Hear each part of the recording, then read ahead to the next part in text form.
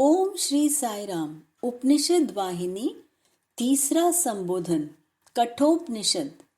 इस उपनिषद में नचिकेता की कथा है जिसने यम से ब्रह्म तत्वोपदेश सुनने की आकांक्षा से आदर सहित प्रश्न किए थे। यही आख्यायिका तैत्तिरीय ब्राह्मण में तथा महाभारत के अनुशासन पर्व के 106वें अध्याय में भी मिलती है। यह उपनिषद अपने विषय को स्पष्टता पूर्वक कहने तथा भाव कल्पना की गांभीर्यता के कारण बहुत ही प्रख्यात है। इसके अनेक मंत्रों के भाव भगवत गीता में भी मिलते हैं।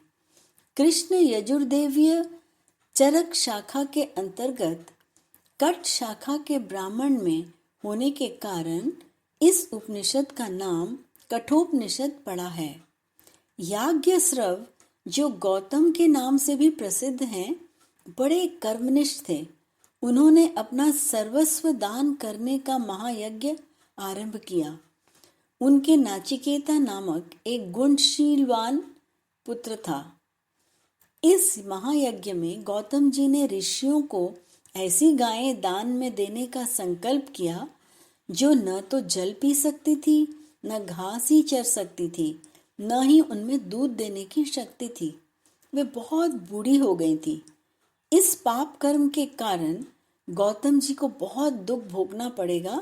ऐसा सोचकर अपने पिता को इस दुख से मुक्त कराने के विचार से बालक नाचिकेता ने अपने पिता से बार बार प्रार्थना की, इस नरक दुख के प्रतिकार के स्वरूप मुझे ही उन ऋषियों में किसी एक को दान में दे दें। ये सुन गौतम क्रोधित हो उठे तथा बोले, मैं तुमको यम को दूंगा। बालक नाचिकेता ने निश्चय किया कि मैं अपने पिताजी की बात असत्य न होने दूंगा। जन्म मरण इस जीवन लोक में निश्चय है, इससे बचना असंभव है, अतः पिताजी के वचनों का पालन करना चाहिए। उसने अपने पिताजी से प्रार्थना की कि विधि पूर्वक आप मुझे यम को दान दे दीजिए तथा उनकी अनुमति लेकर वह यम के दर्शन के निमित्त यमलोक चला। वहां यम का दर्शन होने तक 3 रातें वहीं ठहरा रहा। पश्चात यम ने अपनी प्रतीक्षा में बैठे नाचिकेता से वृत्तांत पूछा। यम ने नाचिकेता से कहा कि तुमने निराहार ही मेरी प्रतीक्षा में 3 रातें बिताई हैं, अतः इन 3 रातों के लिए 3 वर मांग लो। नाचिकेता ने यम से सहमत हो पहला वर मांगा। पहला वर ये है कि जब मैं आपकी अनुमति लेकर घर लौटूं तब मेरे पिताजी का मुझ पर जो क्रोध है वो दूर हो जाए तथा वे शांत स्वभाव के हो विश्वास पूर्वक मुझे स्वीकार करें। यम ने कहा, तथास्तु। नाचिकेता ने अपना दूसरा वर मांगा। हे यमराज, स्वर्ग लोक में किंचित मात्र भी भय नहीं है। वहां मृत्यु रूप स्वयं आप भी नहीं हैं। वहां बुढ़ापे का भी भय किसी को नहीं होता। न तो भूख ही सताती है, न प्यास ही लगती है, केवल दुख रहित आनंद ही आनंद है। अतः उस स्वर्ग को प्राप्त करने की वह अग्नि विद्या मुझे समझाइए। तब यम ने दूसरा वर भी सप्रेम स्वीकार कर लिया तथा अग्नि चयन के समस्त विज्ञान सविस्तार समझाए। यम ने जिस प्रकार समझाया उसे जैसे का तैसा पूरा का पूरा नाचिकेता ने सीख लिया तथा और भी अधिक निश्चित रूप से समझ लेने के निमित्त यम से एक बार और समझाने को कहा। तब नाचिकेता की बुद्धि की तीक्ष्णता पर प्रसन्न हो यम ने नाचिकेता को और भी एक वर प्रदान किया कि यह अग्नि चयन तुम्हारे ही नाम से यानी नाचिकेतयन के नाम से लोक में प्रचलित हो। इस प्रकार शब्द रूपी चित्तमय रत्नमाला यम ने नाचिकेता को प्रदान किया। तदनंतर नाचिकेता ने अपने तीसरे वर की याचना की। स्वामी, मनुष्य मरण धर्मी है।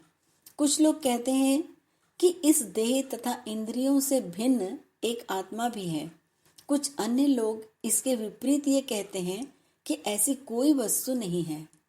मैं तो आपका शिष्य हूँ, अतः आपसे इस विषय को भी भली भांति समझ लूं, यही मेरा तीसरा वर है। याचक की समर्थता का परिचय पाए बिना आत्मोपदेश देना ठीक नहीं है। अतः नाचिकेता की योग्यता की परीक्षा लेने के निमित्त यम ने कई प्रकार से इहलोक से संबंधित सुख व ऐश्वर्य आदि वर मांगने को कहा। उन्होंने समझाया कि आत्मधर्म बहुत ही सूक्ष्म विषय है, जो सामान्य लोगों की समझ से परे का विषय है। अतः आत्मा से संबंधित वर की याचना न कर और कोई भी वर जो तुम चाहते हो मांगो। तब नाचिकेता ने उत्तर दिया, स्वामी, आपने ही बताया है कि सामान्य लोगों की समझ में आने वाला ये विषय नहीं है, अतः केवल पंडितों की ही समझ में आने वाले इस सूक्ष्म विषय का उपदेश मुझे दें। आपके अतिरिक्त अन्य कोई समर्थ उपदेशक नहीं हो सकता। अतः मैं प्रार्थना करता हूँ कि आप कृपया मेरी ये तीसरी वर भी प्रदान करें। आप कृपया ये तीसरा वर भी प्रदान करें। माँ सरस्वती को बागीश्वरी, भगवती, शारदा, वीणावादिनी, वाग्देवी आदि कई नामों से भी जाना जाता है। ब्रह्मा जी ने माता सरस्वती की उत्पत्ति वसंत पंचमी के दिन की थी। यही कारण है कि प्रत्येक वर्ष वसंत पंचमी के दिन ही देवी सरस्वती का जन्मदिन मनाकर पूजा अर्चना की जाती है। स्कंद पुराण के अनुसार सफेद पुष्प, चंदन, श्वेत वस्त्र आदि से देवी सरस्वती जी की पूजा करनी चाहिए। सरस्वती जी का पूजन करते समय सबसे पहले उनको स्नान कराना चाहिए। इसके पश्चात माता को सिंदूर व अन्य श्रृंगार की सामग्री चढ़ाते हैं। उसके बाद फूल माला चढ़ाते हैं। मिठाई से भोग लगाकर सरस्वती कवच का पाठ किया जाता है। माँ सरस्वती की पूजा के वक्त इस मंत्र का जाप करने से असीम पुण्य मिलता है। श्रीम ह्रीम सरस्वत्यै स्वाहा। सारा संसार मिथ्या ज्ञान का विजृंभण है। नाम रूप कर्माश्रय है।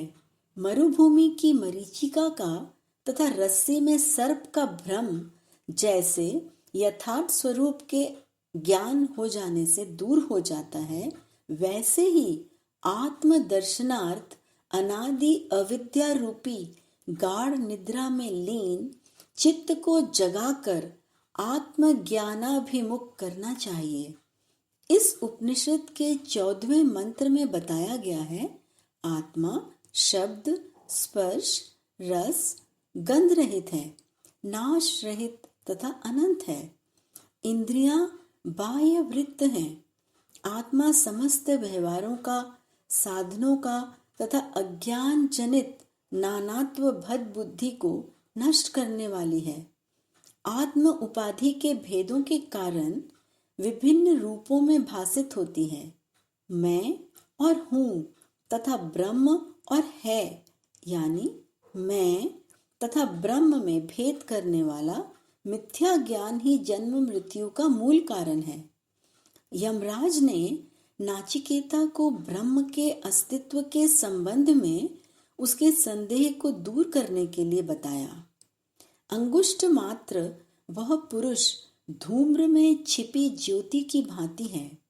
वह पुरुष तीनों कालों में रत रहने वाला है। वह नित्य है।